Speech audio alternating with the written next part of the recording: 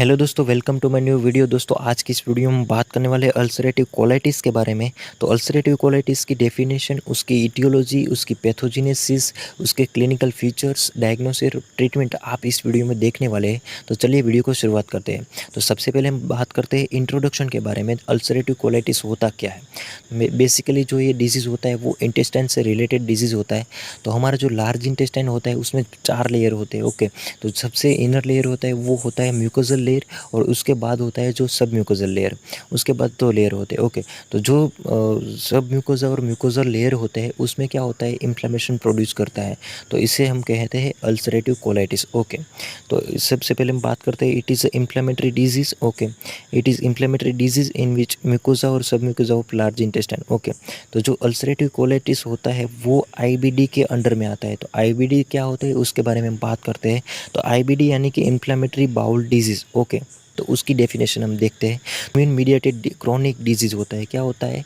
Immune mediated यानी कि हमारी इम्यूनिटी से रिलेटेड या फिर हमारी इम्यूनिटी से स्टिमुलेट होकर जो डिजीज़ होता है वो ये क्या होता है, क्रोनिक डिजीज़ होता है। कहाँ पर होता है? हमारे जो इंटेस्टाइन्स होता है, स्मॉल और लार्ज इंटेस्टाइन 2 होते हैं, वो दोनों में क्या होता है, अल्सर या फिर इन्फ्लेमेशन प्रोड्यूस करता है। किसकी वजह से?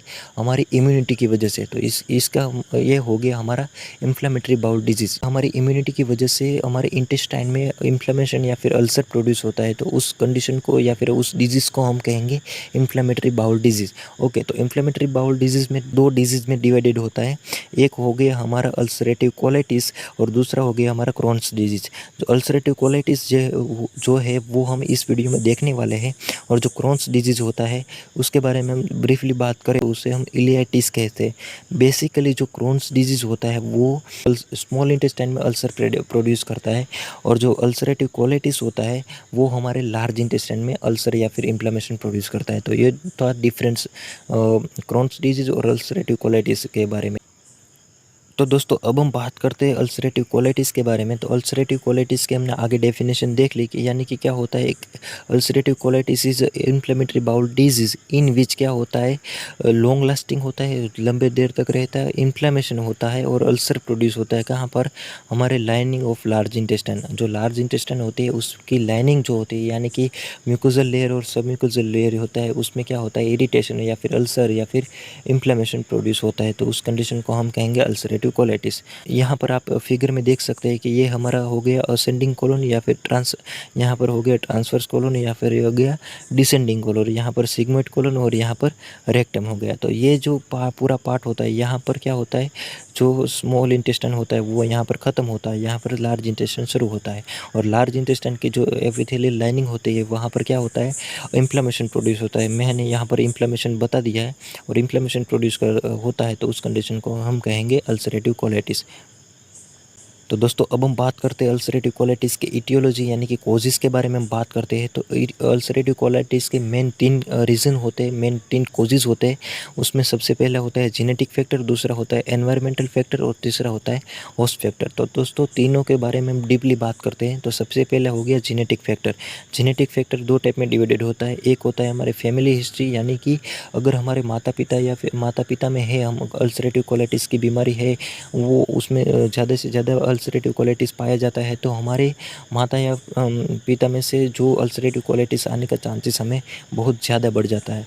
उसके बाद आता है ससेप्टिबल होस्ट, नहीं ससेप्टिबल जीन होता है, सॉरी मैंने यहाँ पर होस्ट लिख दिया है, या ससेप्टिबल जीन। ओके, तो ससेप्टिबल जीन के बारे में हम बात करें तो ससेप्टिबल जीन हमारी बॉडी के अंदर 3 होते हैं। एक होता है NOD2, CRDS और IRGM। जो 3 जीन होते हैं वो जीन का मेन फंक्शन क्या होता है, वो हमारी जो इम्यून रिस्पॉन्स होते हैं हमारी इंटेस्टाइन में उसे रेगुलेट करते हैं। अगर हमारा इम्यून रिस्पॉन्स ज़्यादा हो जाता है तो उसे कम करते हैं, और अगर कोई बैक्टीरियल इन्फेक्शन हमारे इंटेस्टाइन में आता है तो वो जीन क्या करता है, उसे रोकने का काम ये जीन करते हैं। लेकिन अगर हमारी बॉडी में ये 3 जीन होते हैं वो कम हो जाते हैं तो उसमें क्या होता है, हमें अल्सरेटिव कोलाइटिस होने के चांसेस बढ़ जाते हैं। तो दोस्तों अब हम बात करते हैं एनवायरमेंटल फैक्टर के बारे में। तो एनवायरमेंटल फैक्टर में क्या होता है, एक हो गया हमारा स्मोकिंग की वजह से अल्सरेटिव कोलाइटिस होता है, और दूसरा हो गया इंटेस्टाइनल माइक्रोफ्लोरा, यानी कि कोई बाहर से जो इन्फेक्शन आता है, बैक्टीरियल या फिर वायरल जो इन्फेक्शन होता है जो हमारे इंटेस्टाइन को इफ़ेक्ट करते हैं, तो इसकी वजह से हमें अल्सरेटिव कोलाइटिस हो जाते हैं।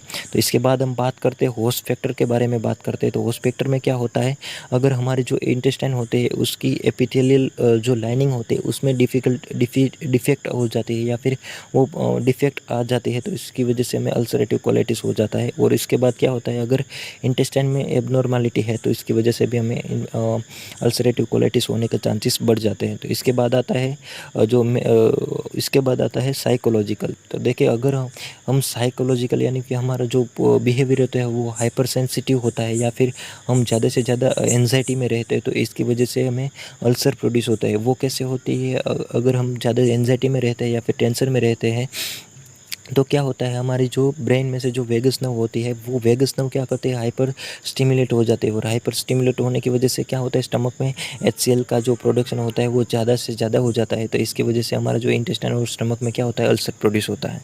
तो दोस्तों अब हम बात करते हैं उसकी पैथोजेनेसिस के बारे में। तो पैथोजेनेसिस में क्या होता है, हमने आगे कोजिस के बारे में एक बात की। तो जो अगर कोई कोजिस हमारी इंटेस्टाइन की जो एपिथेलियल लाइनिंग होती है तो वहाँ पर आता है, तो इसकी वजह से क्या होता है, हमारी इम्यूनिटी होती है वो क्या करती है वो, यानी कि अगर कोई बैक्टीरिया मान लो कोई बैक्टीरिया हमारे इंटेस्टाइन में आ चुका है, तो उसकी वजह से क्या होता है, इन्फेक्शन और इन्फ्लेमेशन प्रोड्यूस करता है। तो इन्फ्लेमेशन क्यों प्रोड्यूस होता है, क्योंकि हमारी जो बॉडी होती है उसको अगेंस्ट फाइट करती है। अगेंस्ट फाइट क्यों करती है, हमारा जो WBC होता है वो उसे फाइट देता है।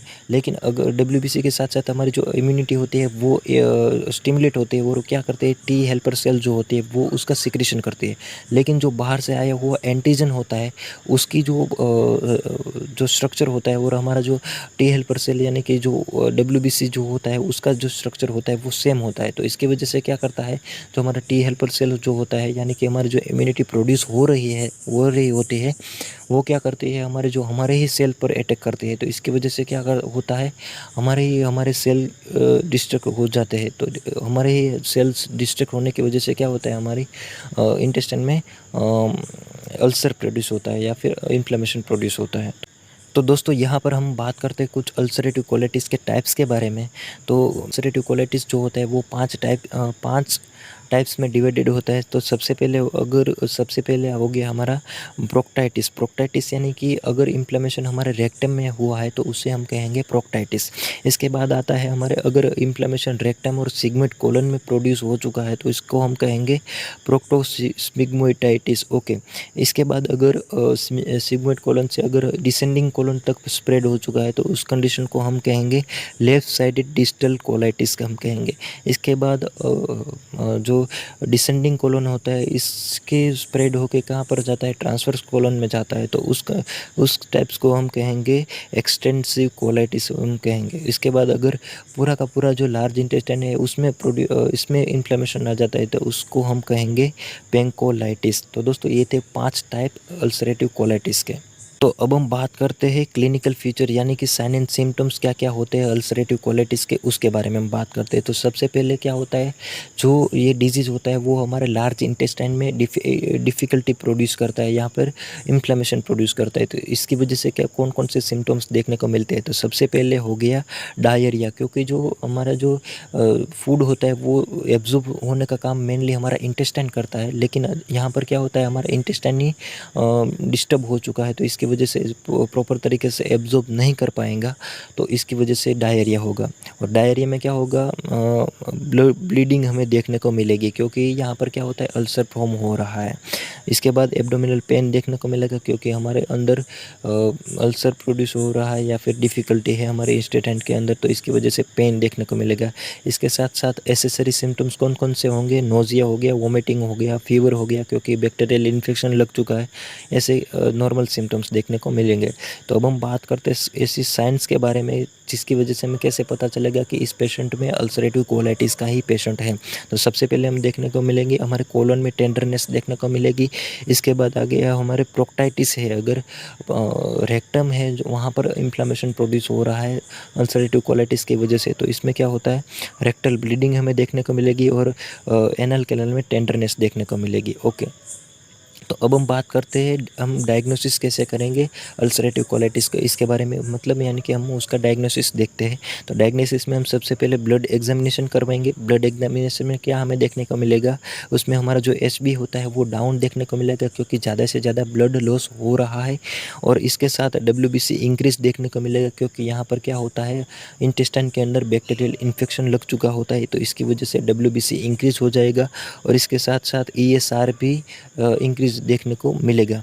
इसके बाद हम करवाएंगे एंडोस्कोपी। तो एंडोस्कोपी में क्या करवाएंगे, कोलोनोस्कोपी करवाएंगे और सिग्मोइडोस्कोपी करवाएंगे। ओके, इसके बाद हम बायोप्सी करवाएंगे। तो बायोप्सी क्यों करवाते हैं, क्योंकि जो हमारा जो डिफरेंशियल डायग्नोसिस के लिए हम बायोप्सी करवाते हैं। तो सबसे लास्ट में हम बात करते हैं उसकी ट्रीटमेंट के बारे में। तो ट्रीटमेंट यहाँ पर दो तरीके से की जाती है, एक होती है मेडिकेशन और दूसरी होती है सर्जिकल। ओके, तो मेडिकेशन में कौन सी मेडिसिन हम देंगे, तो मेडिसिन में हम देंगे 5-ASA एमिनो सैलिसिलिक एसिड देंगे। मेडिकेशन फेल हो जाती है तो हम क्या करेंगे, सर्जिकल देंगे। सर्जिकल के दूसरे इंडिकेशन भी है, मान लीजिए कि हमारे इंटेस्टाइन में एब्सेस हो चुका है या फिर स्टिंक्चर है या फिर ज़्यादा से ज़्यादा हेमरेज हो रहा है तो हम सर्जिकल ऑप्शन में जाएंगे। लेकिन सबसे पहले हम देंगे मेडिकेशन। मेडिकेशन में क्या देंगे, 5-ASA एमिनो सैलिसिलिक एसिड देंगे। तो ओके, तो दोस्तों अगर ये वीडियो आपको हेल्पफुल रहा हो तो इस वीडियो को लाइक कीजिए और आगे ऐसे वीडियोज़ देखने के लिए इस चैनल को सब्सक्राइब कीजिए।